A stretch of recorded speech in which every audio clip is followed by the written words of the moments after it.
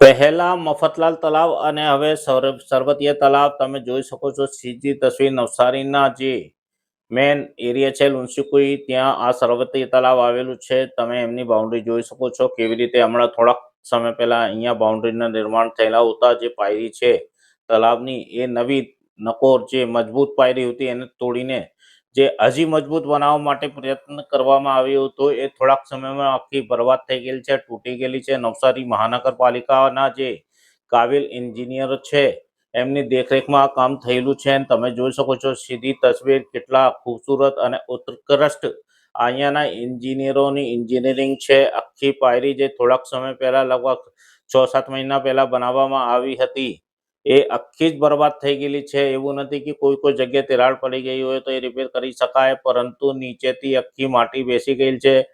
માટીના ઉપર સિમેન્ટના થડ જે છે એ પાથરી દેવામાં આવ્યા હતા. એમાં કોઈ પ્રકારની એંગલની જે મૂકવામાં આવી નથી, જેના કારણે નીચેની માટી બેઠી ગઈ. આખા જે સિમેન્ટના થડ બનાવવામાં આવેલો હતો એ નીચે તૂટીને નીચે બેસી ગયેલા છે.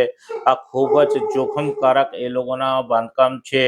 આવી રીતે એ લોકો જો ઠીક છે, હવે તો નવસારી મહાનગરપાલિકાના નાના મોટા તળાવ બનાવે છે ને ભગવાન ના કરે એ લોકો જો બ્રિજ બનાવતા હોય, મોટા બ્રિજો બનાવતા હોય તો એ તો મોટી દુર્ઘટના એ લોકો કરી શકે. જેવી રીતે અહીંયાના એન્જિનિયરોની એન્જિનિયરિંગ છે, કેવી રીતે એ લોકોએ તળાવની બાઉન્ડ્રી બનાવી અને એને પાસ પણ કરેલું હશે, એના માટે મોટો ખર્ચો પણ થયેલું હશે. તમે જોઈ શકો છો સીધી તસવીર કેવી રીતે એ લોકોએ બેદરકારી કરેલી છે. આખી જે તળાવની બાઉન્ડ્રી છે આખી તૂટી ગયેલી છે ને નવસારીના જે મહાનગરપાલિકાના કાબિલ અધિકારીઓની માર્ગદર્શનમાં આ કામ થયેલું છે. મારી જે નવસારીના કલેક્ટરશ્રીને વિનંતી છે કે તમે એકવાર અહીંયા આવો, અહીંયા જો કેવી રીતે એ લોકો કામ કરતા છે. ખરેખર અહીંયા ઈમાનદારીથી કામ થયેલું છે કે નથી થયેલું, કે કોઈ બેદરકારી થયેલી છે કે જાણી જોઈને બેદરકારી કરવામાં આવી છે.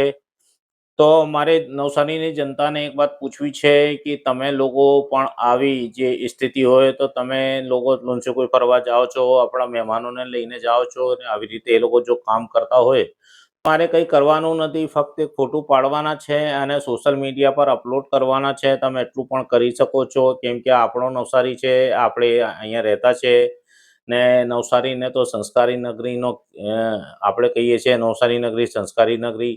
તો અહીંયા જો જે સરકારી અધિકારીઓ છે પોતાની મનમાની ચલાવતો હોય ને જાણી જોઈને આ પ્રકારના બાંધકામ કરતો હોય તો આપણે બી ચૂપ બેસવાની જરૂર નથી. આપણે એના વિરોધ કરવું જોઈએ. થોડા આપણે લેટર નહીં લખીએ, પરંતુ આપણે સોશિયલ સાઇટો પર ચલાવવું જોઈએ.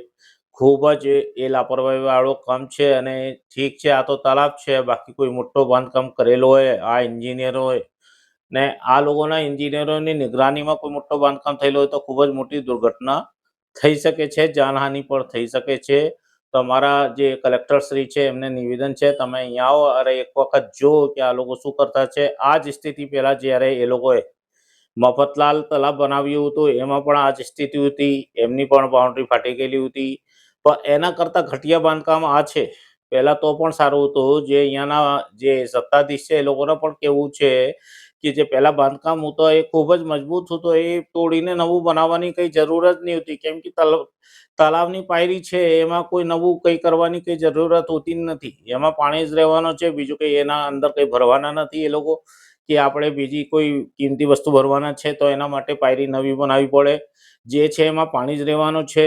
તો ખાલી ખોટી એ લોકો નવીનીકરણના બહાને આપણે બીજું કંઈ કહી શકીએ આવા બાંધકામો કરે છે, બિનજરૂરી બાંધકામો થાય છે.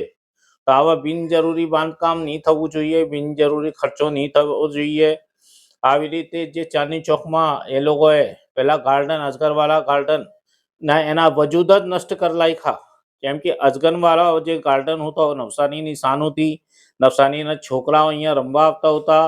એ આખું પિકનિક પેલેસ બનાવીને એ લોકોએ શું સાબિત કર્યું?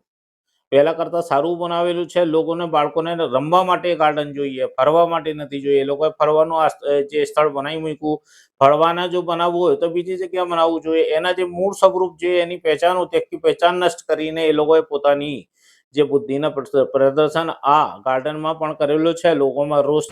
આ જે દ્રશ્યો તમે તસવીરમાં જોઈ રહ્યા છો નવસારીના સરવતીય તલાવના દ્રશ્યો છે, જેમાં હાલ થોડાક જ દિવસ પહેલાં જે જૂના બાંધકામ હતા તોડીને નવા રિનોવેશનના નામે નવો બાંધકામ કરવામાં આવ્યું હતું. આખા પાયરીના તમે જોઈ શકો છો તસવીરમાં શું હાલત. થોડાક જ મહિના પહેલાં આ કામ કરવામાં આવ્યું હતું. આખી પાયરિંગ ફાટી ગયેલ છે. કોઈ પણ પ્રકારનું એમાં વચ્ચે જે સળિયા મૂકીને જે સ્લેબ ટાઈપ બનાવવું જોઈએ તે પ્રમાણે બનાવવામાં આવ્યું નથી.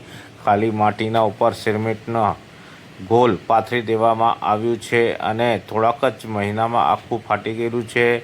જે પહેલાંના સત્તાધીશો હતા એમને સાથે પણ આ વખત વિશે ચર્ચા થઈ હતી. એમના એવો કહેવું છે કે ભાઈ પહેલાંના જે કામ હતા એ બરાબર જ હતા, એમાં કોઈ તોડવાની જરૂર જ નહીં હોતી, પરંતુ એ લોકોએ પોતાના લાભ અને પોતાના બીજા કંઈ કારણોસર આ કામ કરેલું હોય એવું લાગી રહ્યું છે. તો તમે જોઈ શકો છો તસવીરમાં, સીધી તસવીર તમે પ્રજા હિતૈષીના ડિજિટલ મીડિયા પ્લેટફોર્મથી જોઈ રહ્યા છો. સરવતિયા તલાવ લુન્સુકુઈના દૃશ્ય છે. શું હાલત થઈ ગઈ છે પાયરીની. થોડાક જ મહિના પહેલાં પાયરી બનાવવામાં આવી હતી અને આખું જે બાંધકામ છે એ તૂટી ગયેલું છે, તિરાડો પડી ગયેલ છે, નીચે બેસી ગયેલા છે. તમે તસવીરમાં જોઈ શકો છો. નવસારી મહાનગરપાલિકાના તત્કાલીન જે કમિશનર હતા દેવ ચૌધરીના સમયમાં આ બનાવવામાં આવ્યું હતું. ગયા વર્ષની જ વાત છે, એમાં કોઈ વધારે ટાઈમ થયું નથી ને આ નવસારી મહાનગરપાલિકાના જે અંદરમાં આવે છે. તમે સીધી તસવીર જોઈ શકો છો શું હાલત છે, કેવી રીતે તૂટી ગયેલું છે. આખી જ જે બાઉન્ડ્રી છે તલાવની એ પૂરી ખલાસ થઈ ગયેલી છે. એમાં રિપેરિંગ થાય એવું પણ નથી કે થોડું ઘણું તિરાડ પડી ગયું હોય તો એમાં રિપેરિંગ કરી દેવાના. આખી જે છે બાઉન્ડ્રી તૂટી ગયેલી છે. હવે એને નવેસરથી બનાવવું પડે. તમે જોઈ શકો છો કેવી રીતે માટીના ઉપર સિમેન્ટના થર પાથરી દેવામાં આવી છે. ખૂબ જ જે કામમાં બેદરકારી છે તમે જોઈ શકો છો.